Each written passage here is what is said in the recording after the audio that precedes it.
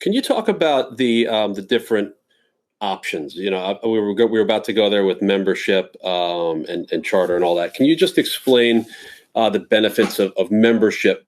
I think that there's two key considerations with membership and jet card products. One of the key benefits is that you're receiving fixed rates across the aircraft categories in return for your deposit and kind of pledging your business. And jet cards and membership products are kind of the productization of a service where people are trying to establish criteria and set terms, to make it consistent and make delivery smooth around booking windows, cancellation windows, and those other sorts of considerations. But the sacrifice that you make in that jet card or membership product, if it's category specific, you aren't going to have choice within the category of aircraft. Most providers have moved away from charging interchange fees. There's a handful who still do, but most are flexible enough where you can move among light jets, mids, super mids, and heavies without being assessed a fee. But you lose the choice. So that's where I think the on-demand charter market and services like the private jet services total flight management come in, where we are giving the client total choice. When we receive an itinerary, we're going out to the market and we're sourcing many options for an itinerary, and we're coming back to a client with a proposal that will contain anywhere from like 3 to 5 aircraft specific to that itinerary, each at their own price point. And that way the client is able to share with us their needs, their requirements. We can make sure that we're hitting upon those. But at the end of the day, the client is able to choose and say, I specifically want to be on this aircraft. Or similarly, if they already know going into the itinerary, I want to be on a G550, or I want to ensure that I'm on a Citation XL, we will go out to our proprietary open fleet and only get that sort of aircraft.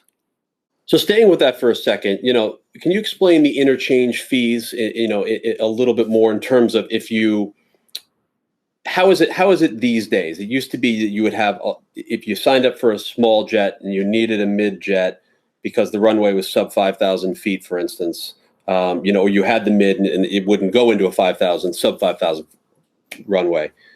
How does that work, right? And I guess that only really matters if you're a member at the mid-level and you need to go lower, or if you're at the small and you need to go higher.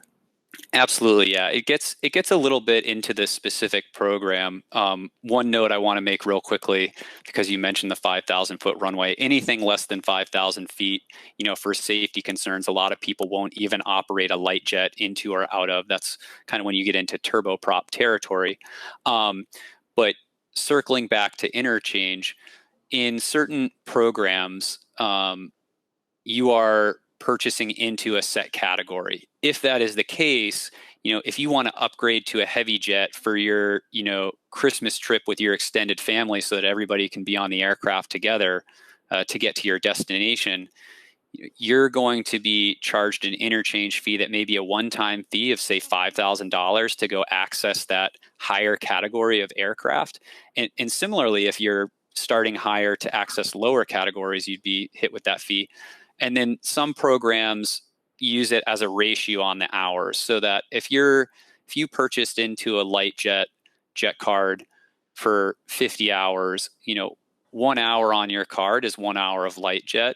You may have an interchange ratio that says, for 2.5 hours on your light jet card, that equates to 1 heavy jet hour within our program fleet. And those interchange ratios tend to be at a significant premium to the open market if somebody were to go out and just charter on demand. Yeah, and so let's stay with repositioning for a moment, right? So you might have good access in China and Japan, but as you move over to the, a little bit down the spectrum in terms of from first world to second to third world, you're going to have less capacity in those areas. It's very itinerary specific, and it depends on components of the trip too. And maybe one thing that's really helpful to play out is just general itinerary dynamics. So from a cost perspective, if you are about to go embark on an extended 10-day stay and you're flying privately, the way that that really works out from an operations and from a cost perspective is that that itinerary is actually being operated as 2 round trips, because that aircraft is not going to sit with you, in Anguilla, in Hawaii, Right. for 9 days as you're on your vacation. That aircraft is a revenue generating asset that's going to be at play. Now, the one preface I'll make is if you pay for it, that aircraft will sit there ready for you and fully available to go at a moment's notice.